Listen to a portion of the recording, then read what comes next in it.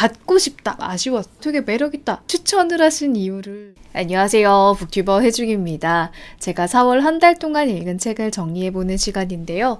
요 앞에 나와 있는데 다 읽은 책도 있고 절반 정도만 읽은 책도 있습니다. 10권이 넘는 이번 달의 리스트 중에서 첫 번째로 읽었고 또 처음으로 소개하고 싶은 책은 바로 맨 위에 있는 이 긴 밤이라고 하는 아이들을 위한 책인데 어른들을 위한 책 같은 책입니다. 저는 여기에 등장하는 일러스트에 푹 빠져버렸고요.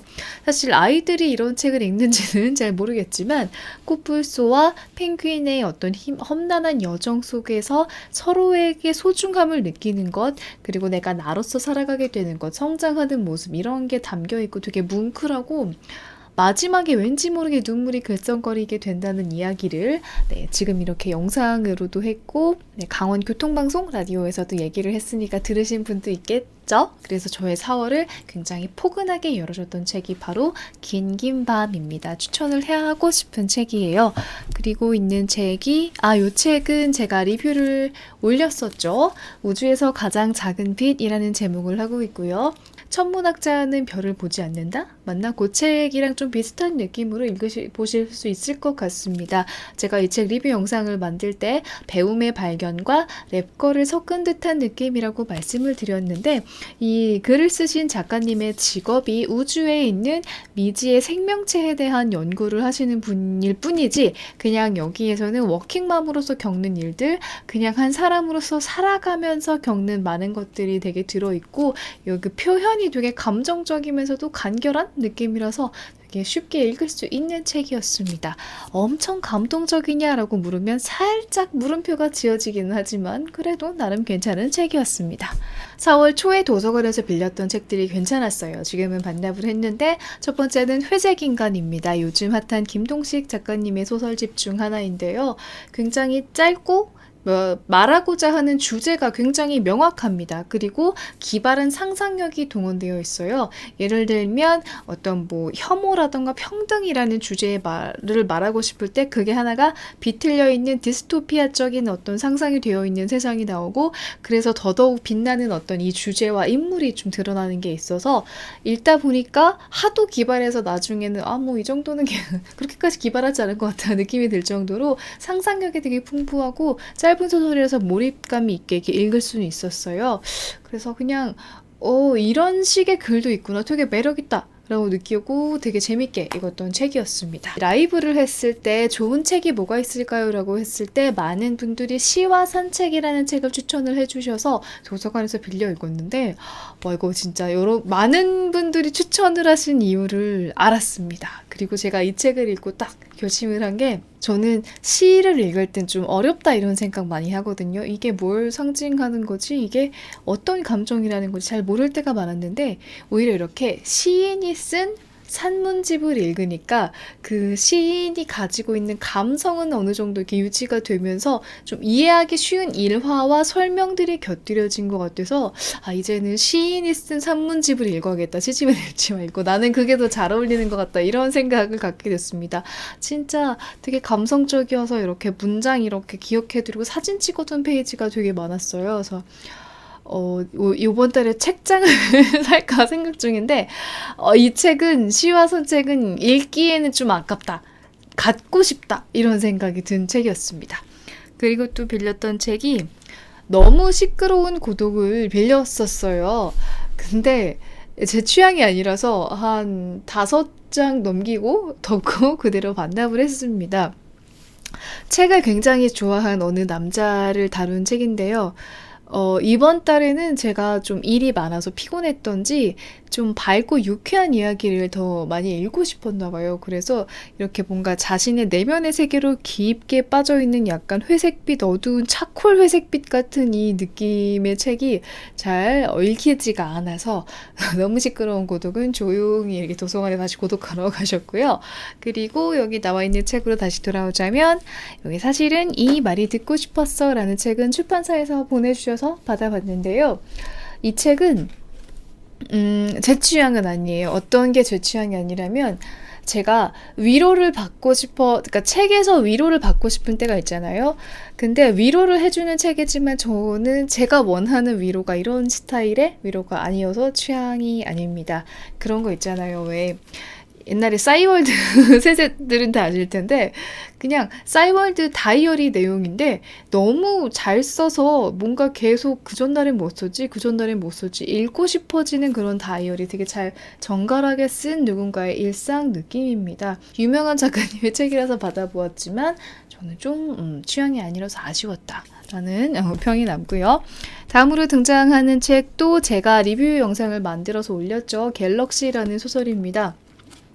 그냥 되게 아무렇지 않게 출판사에서 보내셔서 읽었는데 두께에 많이 겁을 먹었었는데요. 생각보다 쉽게 읽을 수 있었던 건 이게 마션처럼 어떤 SF적인 기발한 상상력이 돋보인다 라는 그런 설명이 있었는데 사실은 SF란 어떤 한 자켓을 거친 거고 이 안에 입은 그 매일매일 보게 되는 옷은 결국 사람의 사랑과 전쟁을 다룬 것이 아닌가라는 생각이 들었습니다. 저에게는 그래서 SF 소설이 어렵다고 생각하는 저에게는 조금 쉽게 읽혔지만 글쎄요, SF 치고는 그렇게까지 신선한 건 아니지 않을까라는 생각, 그냥 흥미진진한 스토리 자체로서는 그래, 이 정도는 진짜 인정합니다. 그리고 표지 진짜 다시 봐도 제 취향 아닙니다. 제 취향을 조금 더 예뻤으면 하는 그런 게 있네요. 그리고 또 받아본 책 중에 제가 회사에 놓고 오늘 주말이거든요. 회사에 놓고 왔는데 잠깐 동안 봄이련이라는 책을 읽었어요.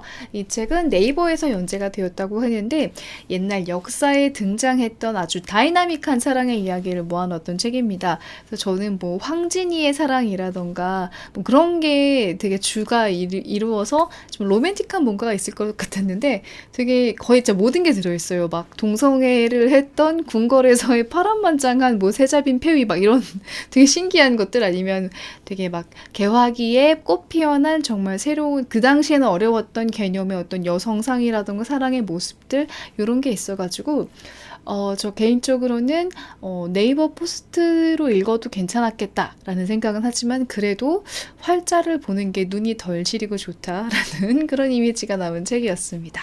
그리고 다시 제가 여기 앞에 있는 책으로 돌아오면 이불 속 클래식 콘서트라는 책이 나왔습니다. 이 책도 출판사에서 보내주셨는데 일단은 되게 편한 게 QR코드가 이렇게 한 꼭지마다 들어있어요. 그래서 이 글에서는 요 곡에 대한 내용을 할 거다라고 들으면서 이렇게 볼 수가 있는 게 되게 좋았습니다. 그래서 요 책을 받고 나니까 사실 클래식은 전 진짜 문외한이거든요. 정말 아는 게 없어요. 그래서 요거랑 비슷한 다른 책들이랑 한번 비교를 해보자 라는 생각으로 밀리의 서재에서 이런 클래식, 뭐 1일 1클래식 1 기쁨이었나?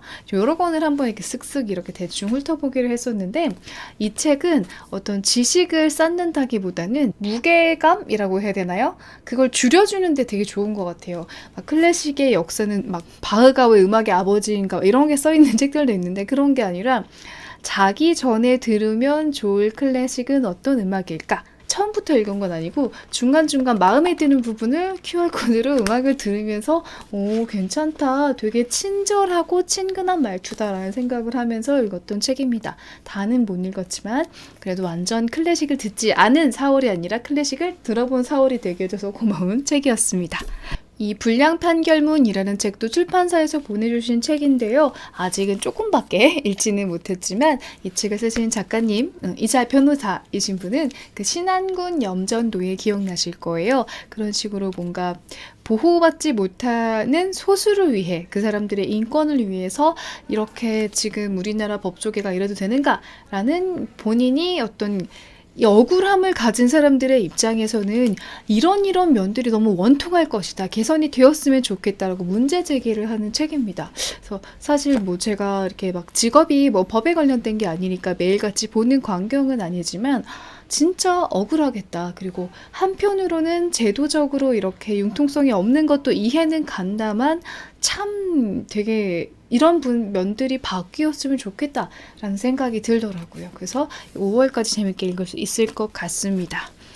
요번 달에는 받아본 책들이 많네요. 이 책도 이거 한 2월인가 받아왔던 것 같은데 공돌이 선배들의 해외 생활 이야기입니다. 다는 읽을 수 없었어요. 왜냐면 이게 엔지니어링 전공을 하시고 해외에서 직업으로서 이제 생활을 하셨던 분들의 이야기라서 제가 해보지 못한 거라서 공감할 수 있는 부분은 없었지만 뭐랄까 이런 커리어를 계획하고 있는 분들께는 되게 자세한 지침서가 되지 않을까 이런 거였어요. 그러니까 단순히 그냥 뭐 직업을 찾는 것에 어려움 막 이런 게 아니라 언어를 잘 몰라서 겪었던 어떤 무시당했거나 서러웠던 거라던가 그 나라에서는 이런 스마트폰 어플이 대세다. 이거 꼭 있어야 된다. 되게 실질적인 그런 이야기가 있어서 이렇게 비슷한 커리어를 쌓아가시는 분께는 도움이 될 만한 책이 아닐까 생각을 했고요.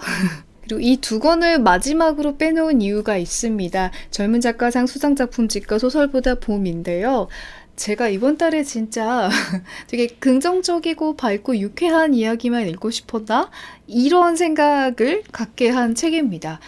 그러니까 물론 이 중에는 되게 유쾌한 포인트도 있고 그런 유쾌하고 성장의 내용을 담은 그런 소설도 있어요.